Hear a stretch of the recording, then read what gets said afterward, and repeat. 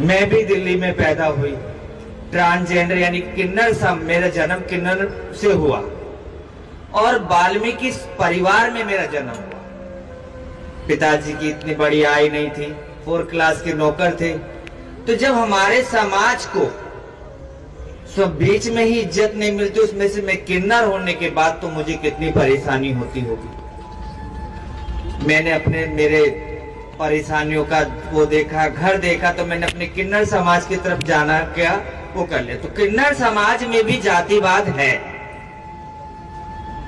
उधर भी हिंदू मुसलमान है, और एक तो मैं गरीब का बच्चा, ऊपर से वाल्मीकि, तो मेरे पे क्या बीती होगी ये आपको नहीं पता। भवानी माँ ऐसे ही नहीं बनी, 32 साल लगे हैं भवानी माँ बनने में।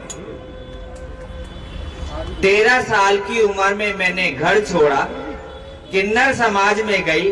किन्नर समाज में जाके मुझे पता चला कि मैं वाल्मीकि और दलित भी हूं, क्योंकि 13 साल की उम्र के बच्चे को रोटी और सर पे छाछ चाहिए।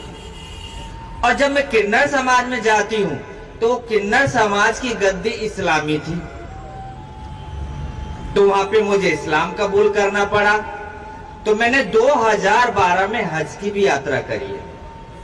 वहां से आ जाती हूं तो फिर वही दलित का टैग, ये भंगी का इतना बड़ा मुसलमान कैसे बन गया।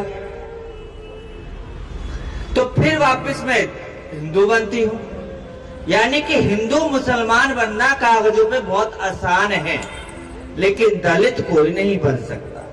दलित वो है जो मरते तक अपने साथ रहता है।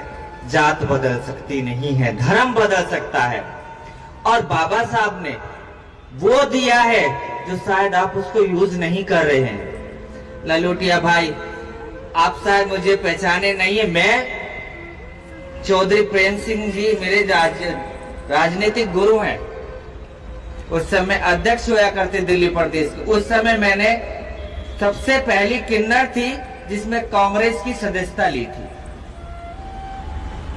वहां पे जाती हूँ तो वहां पे होता है जी आप किन्नर हो, क्योंकि मेरे समाज में सिर्फ 2 ही जेंडर थे, मेल और फीमेल, ट्रांसजेंडर नहीं था। लेकिन भीमराव अंबेडकर जी ने वो संविधान में ताकत दी। हमने 2007 में पेटिशन डाला और तीसरा जेंडर लेके दिखाया। 2014 में आदर्श का जो कॉलम है वो हमने लिया। हम कहने को हिंदू भी नहीं लिख सकते कि स्वर्ण लिखने का अधिकार हमें नहीं है। आज तक हमारे को आरक्षण मिलता था,